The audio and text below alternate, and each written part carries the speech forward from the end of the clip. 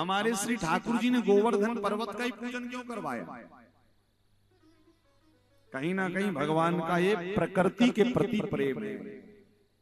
भैया कथा कह रही है, हमारी व्यासपीठ सदैव ये कहती है, आप जितना भगवान को मंदिर की मूर्ति में मानते हैं, बाहर की प्रकृति को भी यदि आप पूजित करते हैं तो कहीं ना कहीं आप परमात्मा की ही पूजा करते हैं। वृक्षों को तो हम लगे कुल्हाड़ियों से काटने और लगे शंकर जी के सामने ओम जय शिव ओमकारा कहने, तो ये भी पूजन श्रेष्ठ नहीं है। शास्त्रों में लिखा है 84 लाख योनियों में 17 लाख योनियां केवल वृक्षों की हैं।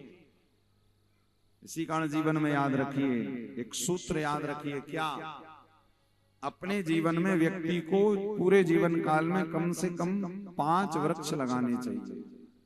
कितने? 5। यदि नहीं लगा सकते तो शास्त्र कह रहे काटिए मत। हमने देखा है कई अधिकतर गांवों में क्या होता है कि यदि किसी पेड़ की छाया ज्यादा उनके खेत में आ रही और उनके खेत का अनाज यदि खराब हो रहा तो वो लोग सीधे पेड़ को ही उड़ा देते हैं। आपको पता है एक पेड़ को वृक्ष बनने में कितना साल लगते, कितने साल लगते, और आपने कहीं ना कहीं वृक्ष का हरण, वृक्ष को काटा, मतलब आपने एक जीव हत्या कर दी। इसी कारण सावधान। प्रकृति को साक्षात भगवान चाहते तो अपना पूजन करवाते, कहते नहीं मैं भगवान हूं। भगवान ने कहा नहीं नहीं, चलिए गोवर्धन। और विचार करिए, यदि ठाकुर जी आज से 5,500 वर्ष पहले गोवर्धन पर्वत का पूजन नहीं करवा के जाते तो क्या पता वो पर्वत अब बचता कि नहीं बचता। वर्तमान में कहीं ना कहीं लोग विकास के नाम पर बड़ी बड़ी गगनचुंबी इमारतें बनवा रहे हैं, किंतु कहीं ना कहीं विनाश को न्योता ही तो दे रहे हैं। अभी हम लोग हर साल बद्रीनाथ जाते हैं, 3 वर्ष हो गए, बड़ी बड़ी टनल बनाई जा रही है। इतने विस्फोट होते हैं, इतने विस्फोट होते हैं कि आपने बीच में कई बार सुना होगा कि जोशी मठ की जमीन अब चलने लायक भी नहीं बची, चलो तो डर लगता है। कहीं ना कहीं विकास तो बहुत हो रहा है, किंतु विचार करिए विकास के नाम पर कहीं ना कहीं विनाश को भी तो हम आमंत्रण दे रहे हैं। भैया इसी कारण आप लोग तो फिर भी बहुत बढ़िया है कि गांव के परिवेश में रहते हैं, सुंदर स्वच्छ साफ सुथरी हवा मिल रही है।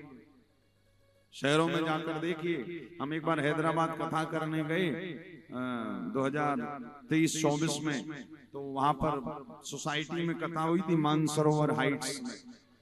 अब वहां पर केवल बिल्डिंग ही बिल्डिंग देखेंगे, जहां पर हमारी व्यवस्था थी रुकने की, खिड़की खोलो तो बस बिल्डिंग, नीचे जाओ तो बिल्डिंग। कथा भी हुई थी तो बस केवल एक बंद हॉल में। 7 दिन ऐसा लगा जल्दी कथा हो महाराज, और फिर कहीं वृंदावन की स्वच्छ सुंदर हवा खाने को मिल जाए। अब वहां पर हमने कहा कैसे? बोले महाराज अब हम लोगों की आदत पड़ गई है, कोई चारा भी नहीं दूसरा।